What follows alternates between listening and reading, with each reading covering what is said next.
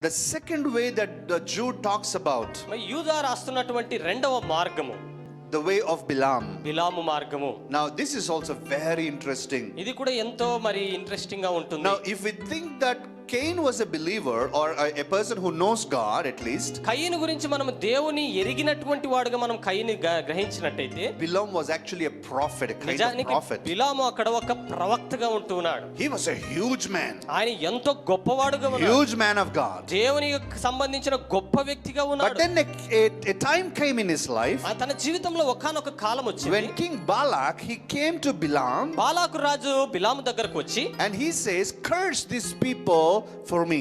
నా నిమిత్తమై ఈ ప్రజలను శపించు అని చెప్పాడు. And Bilam gives an answer. బిలాము జవాబిస్తూ అన్నాడు, No. How can I curse a blessed generation? ఆశీర్వదించిన తరము నేను ఏ విధంగా శపించగలనని చెప్పాడు. I cannot curse them whom God has blessed. ఆ దేవుని ద్వారా ఆశీర్వదింపబడిన వారిని నేను ఏ విధంగా శపించగలనని And చెప్పాడు. then Balak offers lot of gold and silver. తరువాత బాలాకు చాలా బంగారాన్ని వెండిని ఇచ్చాడు. Let us go to the book of Numbers, మరి సంఖ్యాకాండానికి మనం వెళ్ళినట్లయితే chapter 22. 22వ అధ్యాయం. And what happens, when Balak offers lot of gold and silver, ఎప్పుడైతే బాలాకు చాలా బంగారము వెండి ఇచ్చాడో, Bilam is rethinking about his action, his decision. తను చేయాల్సినటువంటి నిర్ణయాన్ని బట్టి పునరాలోచించడం బిలాం So ప్రారంభించాడు. let us read from verse 18. 18 నుంచి చదువుతూ ఉంటున్నాం. Yes. అందుకు బిలాము, బాలాకు తన ఇంటెడు వెండి బంగారములను నాకిచ్చినను, కొద్ది పని అయినను గొప్ప పని అయినను చేయనట్లు నేను నా దేవుడైన యెహోవా నోటి మాట మీరలేను. కాబట్టి మీరు దయచేసి ఈ రాత్రి ఇక్కడ నుండుడి. So please wait this night. ఈ రాత్రి దయచేసి ఇక్కడ ఉండుడి. Let us check whether God will change his decision. యెహోవా నాతో నీక ఏమి చెప్పునో నేను తెలుసుకొందును అని బాలాకుతో సేవకులతో ఉత్తరం ఇచ్చెను. Isn't it very interesting? Once God has said a no, Bilam is checking whether God will change his mind or not. ఇది ఆశ్చర్యం గొలిపే విషయం కాదంటారా? దేవుడు ఒకసారి అలా చేయకూడదు కాదు అని చెప్పిన తర్వాత బిలాము తిరిగి దేవుని దగ్గరకు వెళ్ళి తన మనసు మార్చుకుంటాడేమో అని పరిశీలించడం. Because the heart of Bilam was now on gold and silver. ఇప్పుడు బిలాము యొక్క హృదయం అంతా కూడా అక్కడ ఉన్న బంగారు వెండి మీద ఉంటూ ఉన్నది. When God says a no, దేవుడు ఎప్పుడైతే కాదు అని చెప్తాడో we better accept it. దాన్ని మనం అంగీకరించడమే మంచిది. When God says a yes, దేవుడు ఎప్పుడైతే సరే అని చెప్తాడో let's accept it. దాన్ని సరే అని అంగీకరిద్దాం. When God says wait, దేవుడు ఎప్పుడైతే వేచి ఉండమని చెప్తాడో let's accept it also. దాన్ని కూడా అంగీకరించాల్సిందే. Let's accept any answer మరి that God gives to us to our prayers. దేవుడు మన ప్రార్థనకి ఇచ్చేటువంటి ఏ జవాబునైనా మనం అంగీకరించగలిగే వారంగా ఉండాలి. In fact, I want to tell you something that should become the bottom line of our prayers. మన ప్రార్థనలలో ప్రాముఖ్యంగా ఉండవలసిన ఒక విషయం గురించి నేను ఇప్పుడు చెప్పబోతున్నాను. Only pray when you are willing to accept the answer of God. దేవుని యొక్క జవాబును పొందుకోగలిగిన ఉద్దేశం ఉన్నప్పుడు మాత్రమే నువ్వు ప్రార్థన చేయాలి. If you don't have the heart to accept the answer of God, దేవుని యొక్క జవాబును పొందుకోదగినటువంటి హృదయం నీకు లేనప్పుడు, if you don't accept it, if you don't take it, నీవు దాన్ని అంగీకరించినట్టయితే, then why are we praying? ఎందుకు మనం ప్రార్థన చేస్తున్నాం? And that is why it is very important for us to bottom line to accept the answer of God. అందుకే మనం అందరం కూడా దేవుడిచ్చేటువంటి జవాబును అంగీకరించడం అనేది చాలా ప్రాముఖ్యమైన విషయం. God, when Bilam he prayed second time and say, God, are you going to change your mind? There's a lot of gift at hand. బిలాము రెండవసారి దేవుని దగ్గరికి వెళ్ళి ప్రార్థన చేసినప్పుడు, దేవా నీవేమైనా మనసు మార్చుకుంటావా, చాలా బంగారు వెండి వచ్చింది అని. God wanted to teach him a lesson.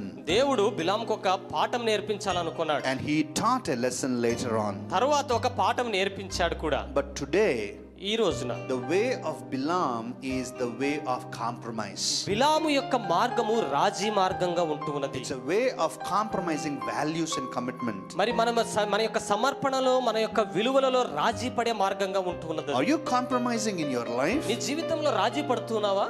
To what are you compromising in life? దేన్ని బట్టి నువ్వు రాజీ పడుతున్నావు? What makes you to compromise in life? దేని వలన నువ్వు రాజీ పడుతూ ఉంటున్నావు? For Bilam it was gold and silver. బిలాముకు రాజీ పడడానికి బంగారు వెండి కారణమయ్యాయి. For some people it may be another benefit. కొంతమందికి ఇంకేదో లాభమై ఉండవచ్చు. For some other people it might be extra comfort. కొంతమందికి ఇంకా ఎక్కువ విలాసవంతమైన జీవితమై ఉండవచ్చు. So don't compromise on your values. కాబట్టి నీ యొక్క విలువలను బట్టి నువ్వు రాజీ పడకు.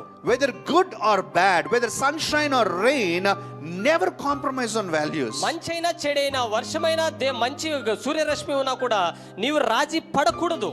You know, so many times especially in government sector we see చాలా సార్లు మరి ప్రభుత్వ ఉద్యోగాల్లో ప్రభుత్వ పరిచర్యలో ఉన్నటువంటి వారు when they spend some money for some projects or works, వారు ఏదైనా ఒక పనుల నిమిత్తమై డబ్బు ఖర్చు పెట్టిన తర్వాత there are some things what we call as commissions. కొన్ని కమిషన్స్ అని మనం వింటూ You ఉంటాం. understand the commissions? So they say, I'm going to give you this project, you should give me 10% commission. నేను నీకు ఈ ప్రాజెక్ట్ నీకు ఇచ్చినట్లయితే నువ్వు 10% నాకు తిరిగి ఇవ్వాలి అని చెప్తారు. So I'm going to give you this work, you should give me 15% commission. ఈ పని నేను నీకు ఇచ్చినట్లయితే 15% కమిషన్ ఇవ్వాలని చెప్తారు. You can compromise on the quality, నీవు కావాలంటే దాన్ని కట్టే నిర్మాణ దాంట్లో నువ్వు రాజీ పడవచ్చు, but I will not report it నేను దాని గురించి ఏమి రాయను. if you are willing to give me commission. నీవు నాకు కమిషన్ ఇచ్చినట్లయితే Now what is happening?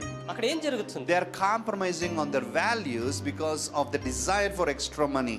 ఇంకా ఎక్కువ ధనము సంపాదించాలన్నటువంటి ఆశలో వారి యొక్క విలువలతో వాళ్ళు రాజీ పడుతున్నారు. Brother, sister, సహోదరి సహోదరుడా, never allow yourself to be compromised in life. నీ జీవితంలో ఎప్పుడు కూడా రాజీ పడడానికి నీవు అప్పగించుకోవద్దు. Even you may lose or even you may not get benefited because of your decisions and values, it's all right, because living an uncompromised life is what God is hoping to see in his children. నీ యొక్క జీవితంలో నువ్వు కలిగి ఉన్నటువంటి విలువలను బట్టి నిర్ణయాలను బట్టి నువ్వు కొన్ని కోల్పోవాల్సి వచ్చినా ఎటువంటి లాభము రాకపోయినా కూడా విలువలు కలిగి రాజీ లేనటువంటి జీవితం అనేది ఎంతో శ్రేష్టమైన జీవితంగా ఉంటున్నది. I also want to touch on praying second time like Bilam. బిలాము వలె రెండవసారి ప్రార్థించడం గురించి కూడా కొన్ని మాటలు చెప్పాలి. You see, we keep on changing one servant after another servant of God. We keep on going to them and asking about same prayer point because we don't like the answer, that the suggestion that the servant of God has given previously. మనం కొన్ని ప్రార్థన ఒక ప్రార్థన అవసరత కలిగి ఉన్నప్పుడు ఒక దైవ సేవకుడి దగ్గరికి వెళ్ళి ప్రార్థన చేయించుకొని ఆయన ఇచ్చినటువంటి సలహా జవాబు సరిపడనప్పుడు మరి యొక్క దైవజనుని దగ్గరికి వెళ్ళి ప్రార్థన చేయించుకుంటూ ఉంటారు. Why do people go from one servant of God to another?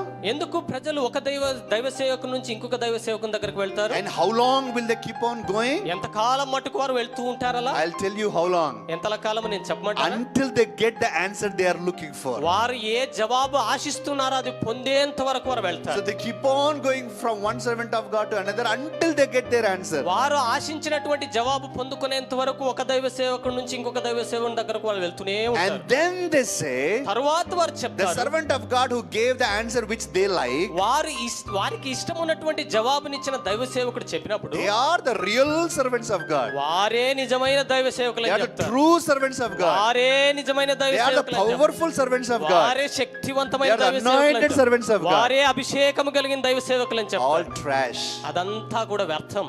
You have compromised your values. నీ యొక్క విలువలతో నువ్వు రాజీ పడ్డావు. So never, when God gives a answer clearly, accept it in humility. ఎప్పుడైతే దేవుడు స్పష్టంగా ఒక జవాబునిస్తాడో తగ్గింపుతో ఆ జవాబును అంగీకరించాలి.